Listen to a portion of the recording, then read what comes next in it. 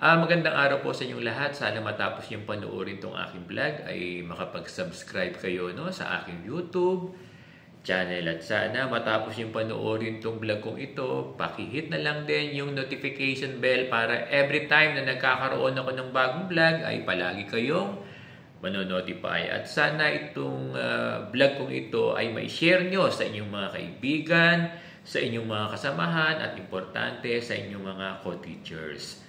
At yung palaging request ni Sir Bong, kasi dyan sa mga vlogs ko ay marami nang lumalabas na ads. Sana pag lumalabas yung mga ads, huwag nyo siyang i-skip. Papanoorin nyo ng buong buo lahat ng ads na lumalabas dyan sa aking vlog. Pwede ko bang asahan yan sa ating mga kaguruan? Maraming salamat sa inyong lahat.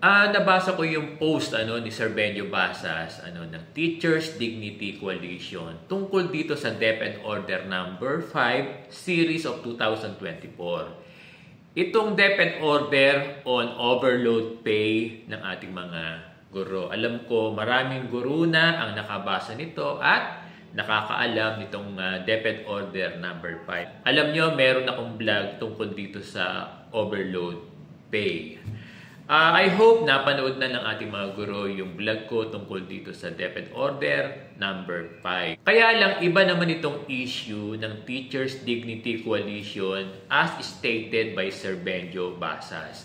Ang sinasabi ni Sir Benjo Basas, dapat daw ay suspendihin or parang i-remove na, alisin na itong DepEd Order number 5 kasi seemingly, nagiging pahirap ito sa ating mga guro. Ito yung pahayag ni Sir Benjo Basas. Kasi ang assertion ni Sir Benjo Basas, nagiging mandatory, yun ang sinasabi niya, nagiging mandatory yung provision ng DepEd Order na dapat magturo ang guro ng 6 na oras. Kasi sa interpretation ng DepEd, dapat talaga na ma-maximize to 6 teaching hours yung mga loads ng ating mga guro. Perhaps ito yung stated sa Magna Carta for Teachers na dapat ang guro ay magturo ng 6 na oras. Kasi ang application nito sa actual task ng guro, talagang 6 hours yung classroom contact ng ating mga guro. Now, paano kung tuloy-tuloy itong 6 hours na teaching loads ng ating mga guro? Wala na talaga silang magiging pahinga. Talagang sabi ng TDC ay hirap yung ating mga guro. Alam nyo, naramdaman ng ating mga guro itong hirap na 6 hours teaching loads nang magsimula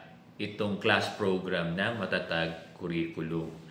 Kasi under Matatag Curriculum, nagkakaroon ng 7 hanggang 8 teaching loads yung ating mga guro. Humahawak yung ating mga guro ng 7 sections, yung iba ay hanggang 8 sections.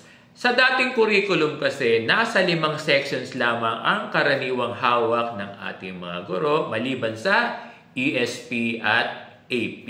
Sa dating curriculum, hindi na ma-maximize yung 6 hours na teaching loads ng ating mga guro. Pero ngayon sa Matatag Curriculum, talagang nasasagad yung 6 na oras na pagtuturo ng ating mga guro. Kaya dahil dito sa sitwasyon na ito na nasasagad yung 6 na oras na pagtuturo ng ating mga guro ngayon, kaya yung Teachers Dignity Coalition ay nagkakaroon sila ng di pagsang-ayon or pagtutol sa implementation ng DepEd Order number 5. Sa pahayag ni Sir Benjo Basas, hindi daw dapat sinasagad yung 6 na oras na pagtuturo ng ating mga guro sa klase. Sabi pa ni Sir Benjo Basas, walang DepEd Order ang nagsasabi na dapat sagarin ng 6 na oras yung pagtuturo ng ating mga guro.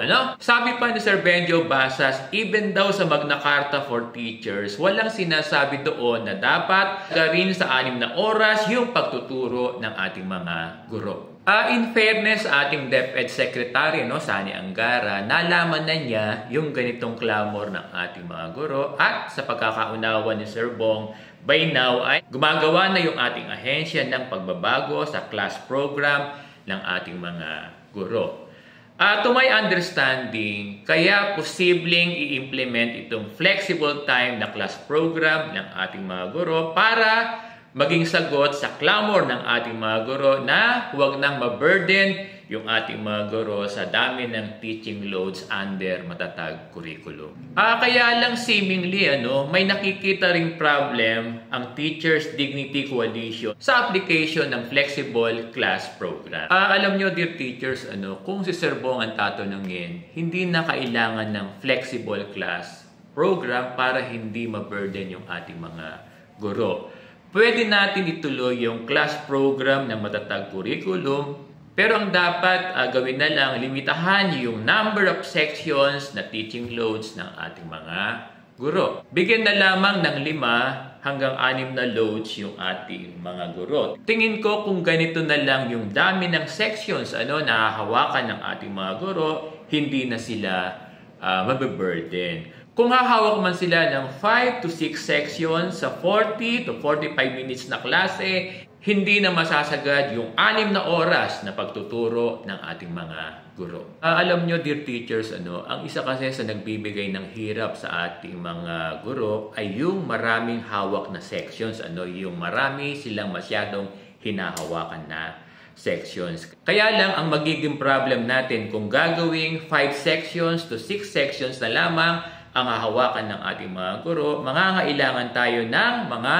karagdagan na guro, particular sa Math, ESP at AP. Alam nyo, ang lalong apektado rito sa teaching loads ng matatag curriculum ay yung mga guro natin from grade 4 to grade 10. Meron ba kayong natutunan sa topic ni Sir Bong ngayon? Maraming salamat sa inyong lahat.